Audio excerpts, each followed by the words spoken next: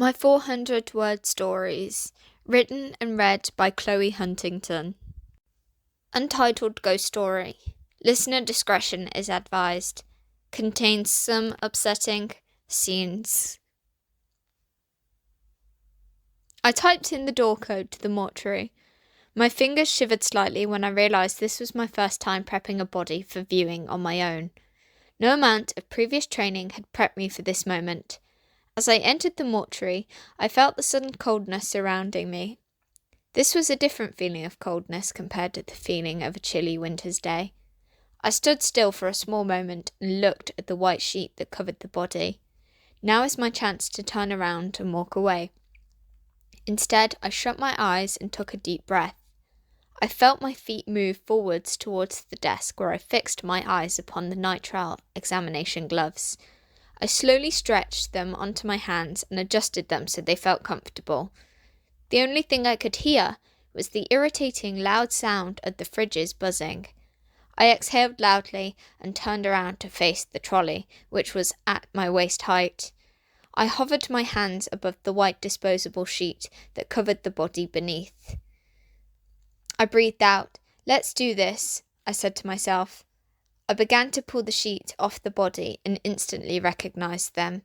My jaw dropped, stunned, as I felt the sheet slip from my grip and landed upon the body's face. That person! They're me! My breathing felt heavy. I was no longer able to control my body. Panic set in, and that was when I noticed darkness fall upon me, and I felt myself fall to the floor.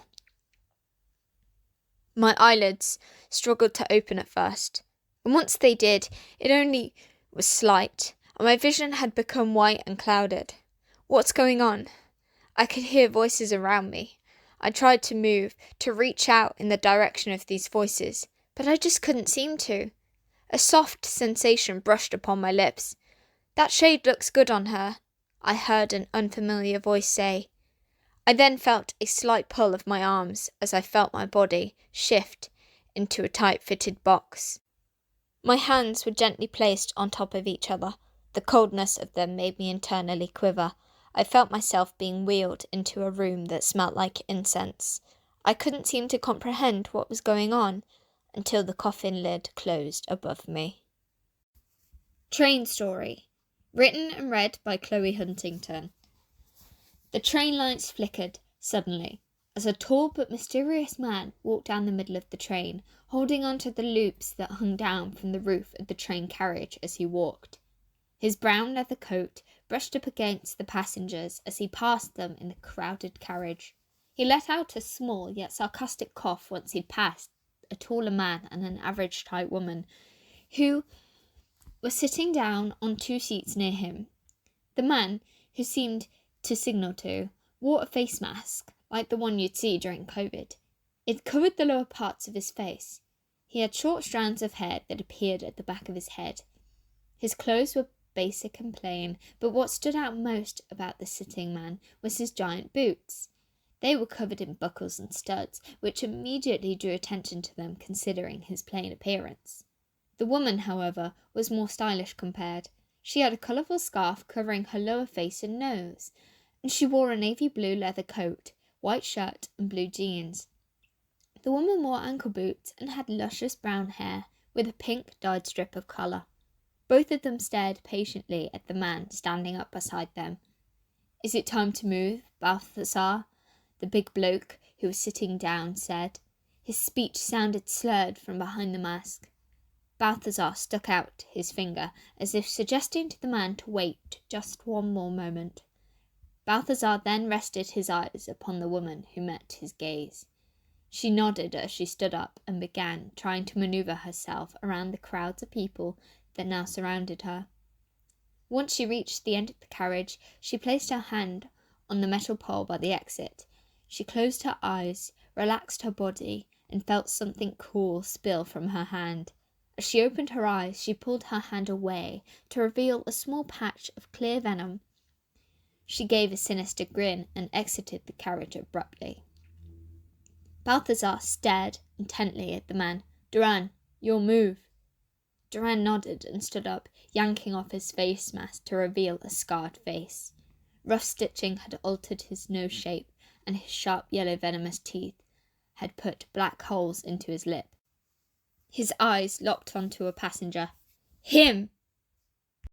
The Woodland Wedding. Written and read by Chloe Huntington. Tara shut her black, eyeshadow-covered eyelids as she heard the sound of rustling spring trees all around her.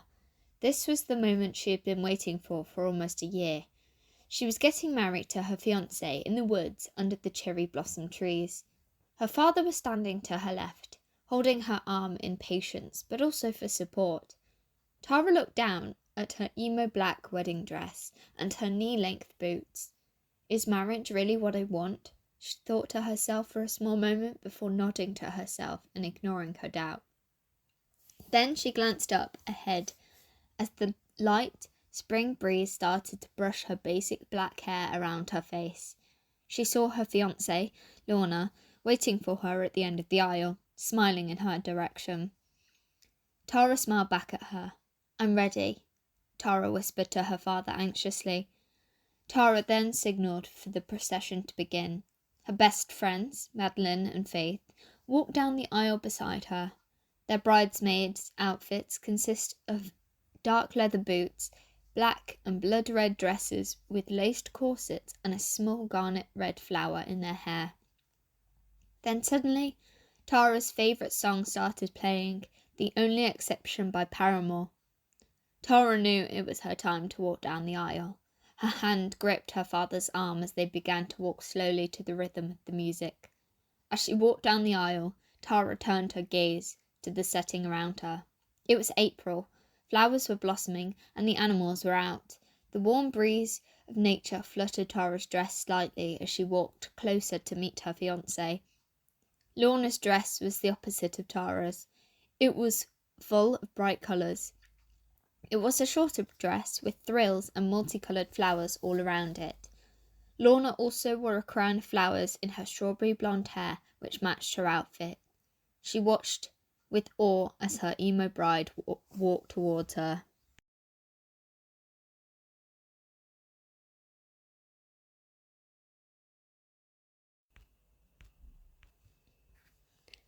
I Love Doughnuts. Written and read by Chloe Huntington.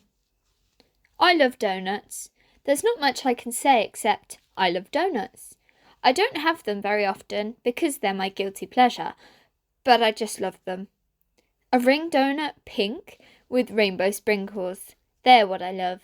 I get protective over my donuts, and I do not allow anyone else to eat one without me eating one too. I've lost friends over this. Lost friends over a single ring donut with rainbow sprinkles.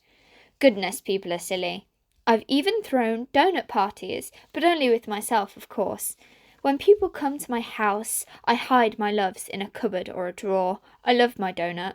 I don't want to share. I love donuts to the point where I even have donut pajamas with a matching cushion.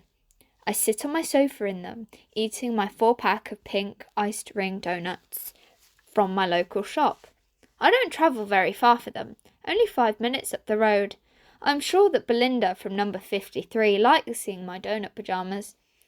I hate it when people bring me their donuts. They're not mine, and they taste strange. I want my glazed rings, the ones you get out of an expensive donut box. I need to treat myself, of course.